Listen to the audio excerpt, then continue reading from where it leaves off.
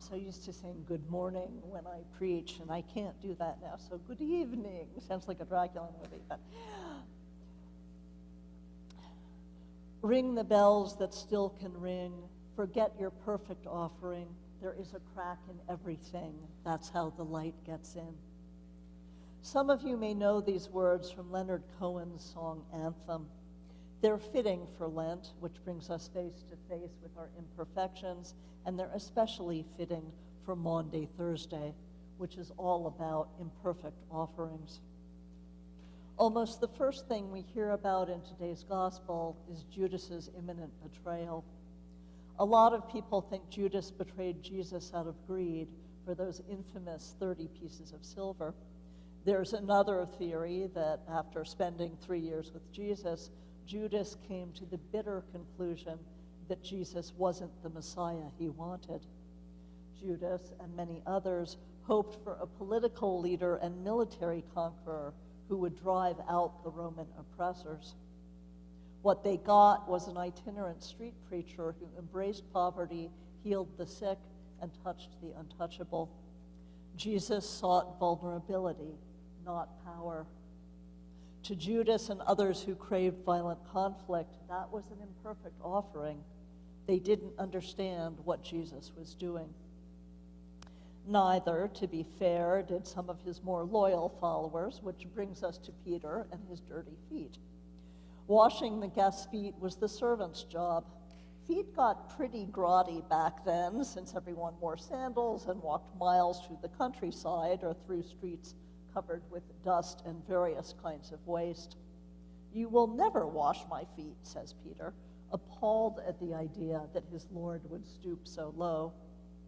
"Unless I wash you, you have no share with me," Jesus says. Peter, being Peter, tries to bargain. "Okay, Jesus, then wash my hands and my head too. You know, the more honorable and less dirty parts of my body." Jesus declines. "The rest of you is clean," he says. He only wants to wash those imperfect feet. I think many of us can sympathize with Peter. In the 20-plus years I've been attending church, I've seen a lot of people stay in the pews during the foot washing. I have to confess that I pay special attention to my feet before Maundy Thursday, trying to make this pedestrian, pun intended, part of my body with its hammer toes and dry skin as perfect as possible. Are my toenails cracked? Do they need to be trimmed? Do I have any unsightly bunions? I've known people who wore foot armor to Maundy Thursday. Tights, pantyhose, that stuff's not coming off in church. "I have no share in you unless you wash my feet, Jesus." "Oh, yes, I do. I'm already baptized, marked as Christ's own forever, and I tithe and I come to church every Sunday. I have plenty of shares in you.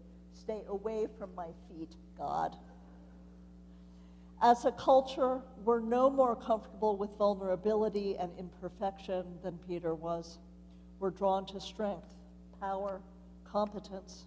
Having faced our flaws during Lent, we want them absolved during Easter. We'll take Christus Rex, Christ the risen King, over the crucified, bleeding Christ any day. But that's not what Maundy Thursday is about. The Last Supper was also the first Eucharist, the institution of the Lord's Supper. "This is my body given for you. Do this in remembrance of me." Every time we eat communion bread, we remember Christ, but not as a triumphant king. The Eucharist occurs in a fourfold movement. Take the bread, give thanks, break the bread, and give it to the hungry. Take, bless, break, give. A loaf of bread can't be served unless it's broken. It can't be eaten unless it's broken. Anyone who tried to eat an unbroken loaf of bread would choke. Our tidy communion wafers obscure this truth. We can eat them whole, although we do have to chew them. But the priest doesn't need to break the wafers before serving them.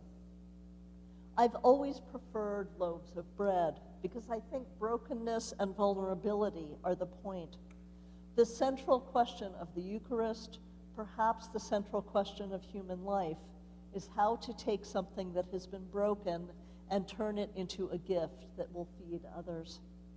We live in a world overflowing with waste, unloved, broken things that have been discarded as worthless.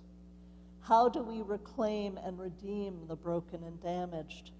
How do we transform pain and loss into nourishment and celebration? Japanese culture treasures an art form called kintsugi, which repairs shattered pottery by joining the broken pieces with golden resin. And there should be a picture here. There isn't a picture here. Help, Kirk.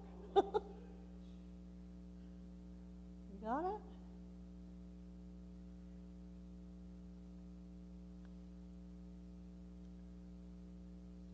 There it is. Okay. And some of you have probably seen things like this before. The mended vessels are not only beautiful, but stronger than they were before. Kintsugi has been eagerly seized on by the West as a metaphor for healing, a vivid illustration of what we gain when we embrace imperfection and work with broken pieces instead of throwing them away. At the hospice agency where I used to work, our bereavement coordinator held kintsugi workshops for grieving relatives and friends, giving them broken saucers and bowls and teacups to be made whole again with golden glue. This project assured them that healing was possible, and that while we are never the same after a loss, our scars make us ourselves and make us beautiful. I think the desire to bring gain out of loss is universal. It's why people working through the devastation of plague or crime or natural disaster form support groups to help not just themselves, but others.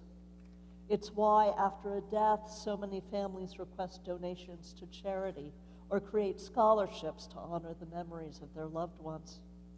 It's why, many years ago, when a friend of mine in her 20s died of an asthma attack, her younger sister, her only remaining family, chose to donate her organs. How could I say no, she asked. It was my way of trying to spare other families the agony I was feeling. This is my body given for you. Having washed his friend's feet, having taken, blessed, broken, and distributed the bread, Jesus issues his last commandment: love one another as I have loved you. I've always been struck by the fact that he didn't say, love one another as you have loved me. We aren't called to love one another by betraying our friends when they don't meet our expectations. We aren't called to love one another by wearing armor to hide our dirty feet or anything else. We aren't called to love one another by fleeing in times of trouble, as the disciples are about to do. Spoiler alert. All of us have been imperfect in these departments and many others. Luckily, our God is one of forgiveness. But when Jesus says, do this in remembrance of me, he means not just eating the bread and drinking the wine, but loving God and neighbor with everything we have. We're called to love one another by doing the countercultural work of honoring frailty, vulnerability, and mortality, our own and others. We're called to love one another by healing wounds. We're called to love one another by finding ways to redeem what has been broken when that is within our power, and by having faith that God can do so when we cannot. Ring the bells that still can ring. Forget your perfect offering. There is a crack in everything. That's how the light gets in. The light that gets in is the light of Christ, more brilliant than the purest gold. That illumination can only reach us if we allow it to. Jesus has told us that we have no share in him unless we share with him whatever we consider most unseemly. Our heartbreaks and illnesses and imperfections, our anger and doubt and fear, and yes, even our bunions and cracked toenails. Amen.